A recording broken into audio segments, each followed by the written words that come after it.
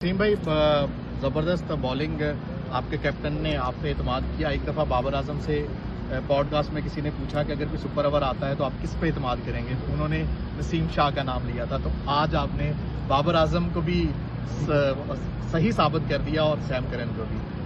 देखिए, कोशिश की ऑनेस्टली आसान नहीं होता, लेकिन ऑलवेज बिलीव होता है कि यार टीम के लिए जो भी कर सकता हूँ जितना मैक्सिमम फ़ायदा दे सकूँ। और बिल्कुल कप्तान ने ट्रस्ट किया और मेरे भी अपने ऊपर बिलीव था कि मैं कर सकता हूँ, और अल्हम्दुलिल्लाह जितना सक्सेस मिली। आपका एक रिसेंट रील वायरल हुआ था जिसमें मराठी बोल रहे थे चाय के लिए, तो नया लैंग्वेज भी सीख रहे हो? देखिए, यहाँ पे मैं जिस तरह बात कर रहा हूँ कि दुनिया भर के डिफरेंट प्लेयर्स आते हैं, डिफरेंट मैनेजमेंट, हर कंट्री से लोग आते हैं, तो आप एज अ फैमिली यहाँ पे रहते हो, क्योंकि कोई पाकिस्तान तो कोई इंडिया से तो कोई ऑस्ट्रेलिया से, पूरी दुनिया से लोग आके यहाँ पे खेलते हैं। और क्रिकेट ही ऐसे स्पोर्ट है जहाँ पे लोगों को इकट्ठा करते हैं। तो आई थिंक जिस तरह के यहाँ पे डिफरेंट कंट्रीज़ के लोग हैं, हम इसी तरह रहते हैं जिस तरह फैमिली की तरह, क्योंकि जाहिर बात है 1 महीना साथ ही रहना है। तो ये एक ज़बरदस्त चीज़ है कि हम उनको कुछ ना कुछ सिखाते हैं और हम उनसे भी सीखते हैं। You are a hero of the match today, और डेजर्ट वाइपर्स ने जो कमबैक करी after 3 wickets, after 3 wickets fail and you all came back, और आपने जो सुपर ओवर डाली तो यू हैड द बिलीव ना कि वो 14 रन डिफरेंट आराम से हो जाएंगे, specially after a few wides in overs. सबसे पहले तो क्रेडिट जाता है हमारे मिडल ऑर्डर में, जिस तरह के बैट्समैनों ने बारी ली, क्योंकि मुश्किल था। एवरेज 11 पे ऑलमोस्ट चली गई थी। पावर प्ले में हम उतना रन नहीं बना सके, विकेट भी हमारे गिर चुके थे। लेकिन जिस तरह के लॉरेंस और सैम करन और उसके बाद हिटमायर और जिस तरह हसन नवाज ने भी खेला, तो आई थिंक सब ने बहुत ज़बरदस्त खेला।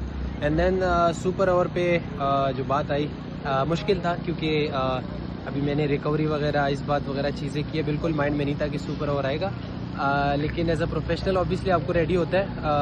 आपको नज़र भी आ रहा था कि उस तरह बॉल इतनी अच्छी फिर भी नहीं गिरी जिस तरह मैं करना चाह रहा था, क्योंकि स्ट्रेट अवे आया तो थोड़ा सा डिफिकल्ट होता है।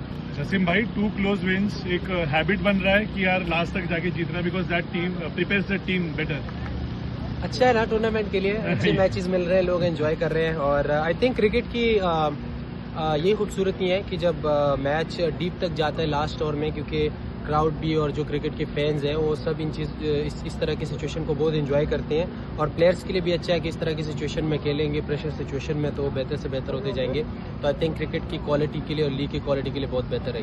नसीम भाई, आप बहुत अच्छे रिदम पे लग रहे हो, बॉल भी बहुत तेज हो रही है, फास्ट डाल रहे हो। यू थिंक इसके बाद अभी very soon we gonna see you back in the Pakistan team in national colours?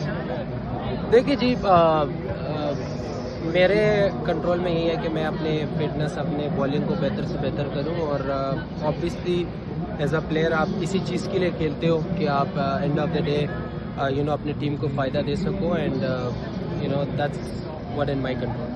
Naseem भाई, बैटिंग में भी आप बहुत ज़्यादा काम करते हैं। शारजा में उस दिन भी मौका मिला आपको, आज भी 2 गेंदों पे 4 रन था। मुझे लग रहा था, मुझे खुद बिलीव था कि नसीम जो है वो चौका लगा देगा। ट्राई किया आपने, लेकिन हार्ड लक। बिल्कुल, जैसे मैंने कहा कि इस तरह की सिचुएशन में काफ़ी दफ़ा बैटिंग की है, और ऑलमोस्ट T20 में ये होता है कि आखिरी कुछ ओवर्स में इस तरह के सिचुएशन आ जाते हैं, तो उसके लिए बैटिंग की प्रैक्टिस भी होती है। और हम लोग नेट में जाके डायरेक्ट हिटिंग ही करते हैं, क्योंकि बहुत मुश्किल होता है। इवन एज अ बैट्समैन भी आप आके पहले बॉल से हिट करना इज डिफ़िकल्ट, क्योंकि आपको थोड़ा टाइम चाहिए।